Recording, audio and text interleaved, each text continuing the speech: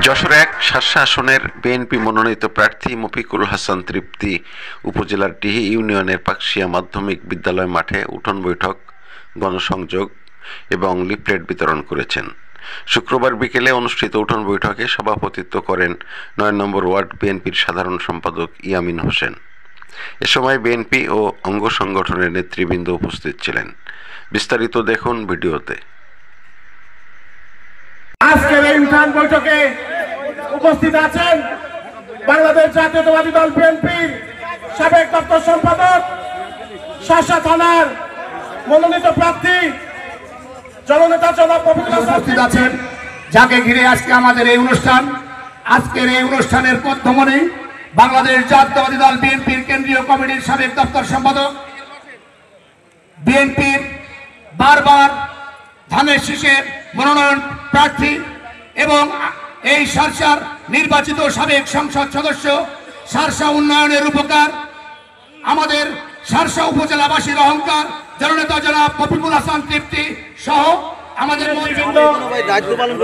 শার্শা উপজেলা বিএনপি বিভিন্ন পর্যায়ের নেতৃবৃন্দ, অঙ্গ সংগঠনের নেতৃবৃন্দ, যুবদল, ছাত্রদল, স্বেচ্ছাসেবক দল, সকল পর্যায়ের নেতৃবৃন্দ, সবাইকে জানাই বাংলাদেশ জাতীয়তাবাদী যুবদল যশোর জেলা এবং শার্শা উপজেলা যুবদলের পক্ষ থেকে শুভেচ্ছা অভিনন্দন।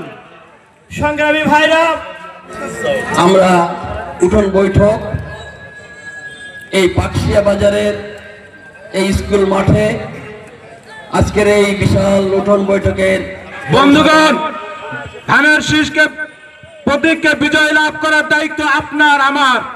আমাদেরকে অন্তত প্রত্যেকটা দিন এই শার্শা উপজেলার সংসদ সদস্য, কেন্দ্রীয় সংসদের সাবেক দপ্তর সম্পাদক, শার্শা উপজেলার রূপকার, উন্নয়নের কারিগর জনাব মফিকুল হাসান তৃপ্তি।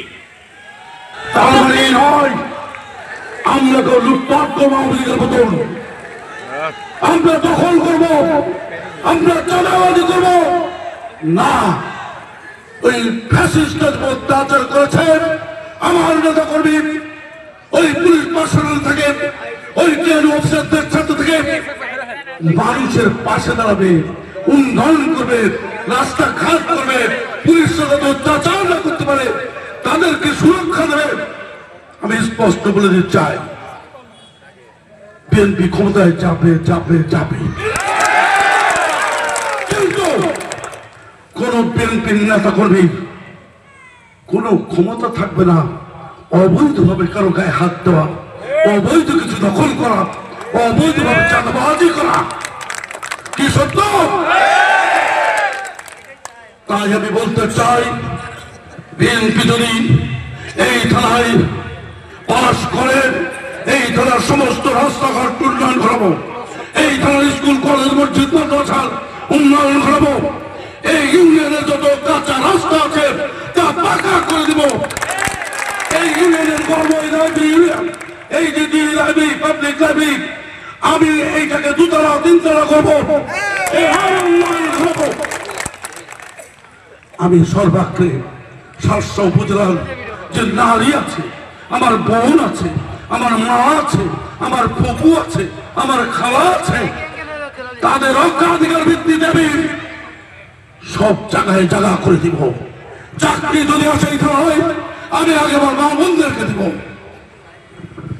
আর একটা কথা বলতে চাই, অনেক এনজিও আছে যারা মা বোনরা ঋণ নিয়ে থাকে, তারা 35-40% সুদে ঋণ নেয়। এটা হবে দেবো না, এই ধারায় 5 থেকে 10% উপরে সুদ কাউকে দিতে দেবো না, দেবো না, দেবো না।